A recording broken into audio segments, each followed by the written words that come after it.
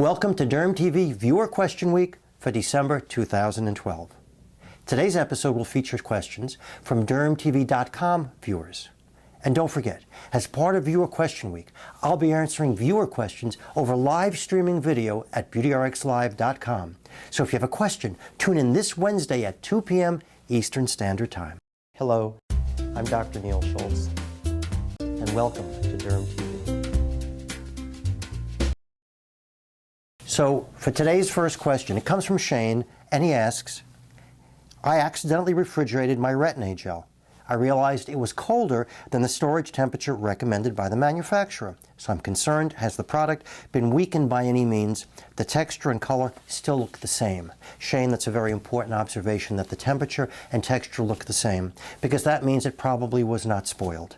Usually when something is spoiled, the different phases separate out. So you see a liquid and a cream on two different sides, or it just doesn't look right, or in fact the color does change significantly. And by the way, this also applies to questions about, has my product expired? Because it's beyond the expiration date. How do I know if it's still good? Again, if the phases haven't separated out, then the product is probably still good. So in this case, Shane, I would think that the retin-A gel is still going to work. Natalie asks, I recently read that you can't combine copper peptides with vitamin C, but is matrixyl 3000 the same as copper peptides? Natalie, no, it's not. I've been using a vitamin C serum combined with a matrixyl serum and glycolic acid. Is that okay? Natalie, it is okay. And that's a great combination because you've got vitamin C, which is my favorite topical antioxidant. You've got matrixyl 3000, which are the peptides, the palmitoyl tetrapeptide and palmitoyl oligopeptide that are so effective at stimulating collagen production. And then you have my favorite product in all the world, an exfoliant, glycolic exfoliant. So yes, it's perfectly okay to combine those products, and you really have a winning combination with peptides, glycolic, and a topical antioxidant. Jennifer asks, I started using a glycolic gel 10% every night after learning the benefits of glycolic from you. Well, thank you.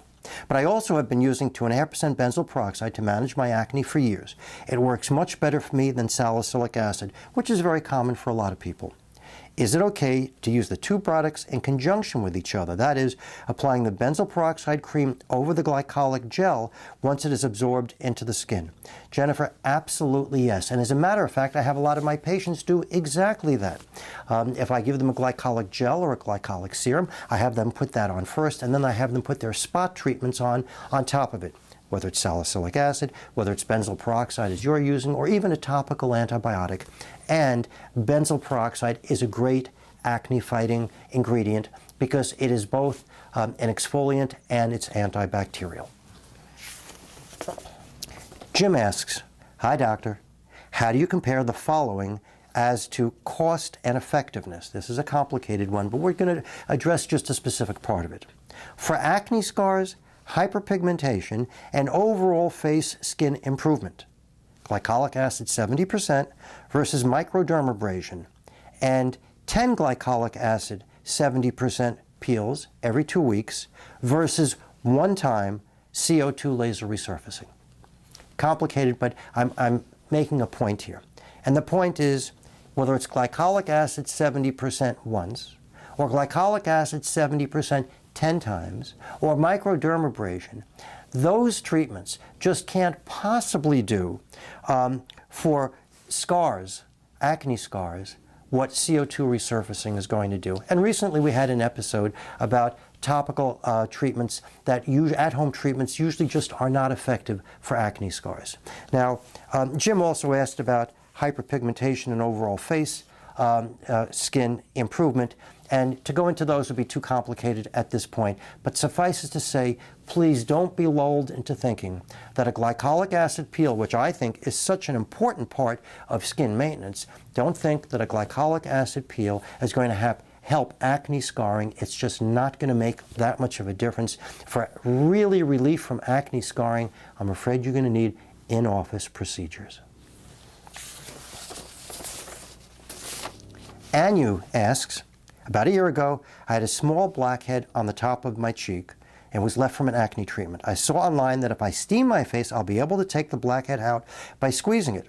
I tried it, and I successfully got the blackhead out, but little did I know I caused permanent damage to that area. I now have an open pore in that spot, and although it's not noticeable until you get real close, I'm still concerned and wondering what I should do.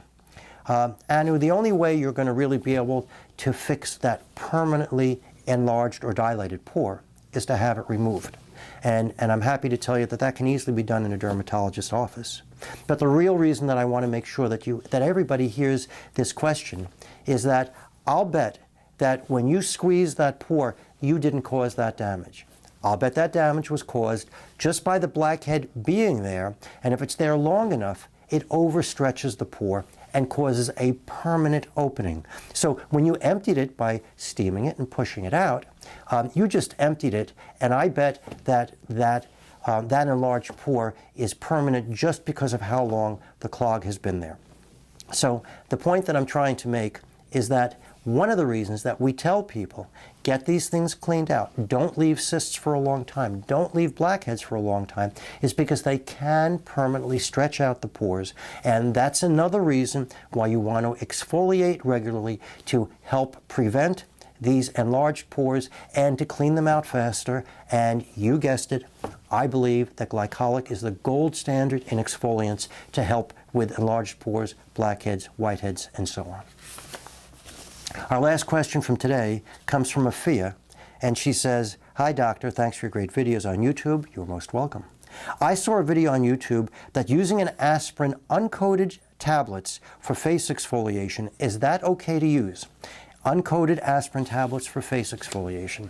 Well, aspirin is acetylsalicylic acid, and acetylsalicylic acid has nothing to do with salicylic acid in terms of efficacy for exfoliation. So no, aspirin is not going to be an exfoliant. Aspirin is not going to work in this area, and I believe that you'll be wasting your time, although you could burn your skin with it, but I believe you'll be wasting your time if you're trying to use acetylsalicylic acid as an exfoliant. Salicylic acid, on the other hand, which is aspirin without the acetyl group, is an effective exfoliant. Again, I prefer glycolic, but salicylic acid is a great spot treatment for acne, and it is a reasonable exfoliant. So that's it for today. And don't forget, the subjects from so many DermTV episodes come from your questions, which are so great. So please keep sending them in, and I'll keep answering as many of them as I can. Please join me again at dermtv.com. If you have a question, please send it to me by visiting dermtv.com/question. I'm Dr. Neil Schultz, and thank you for watching today.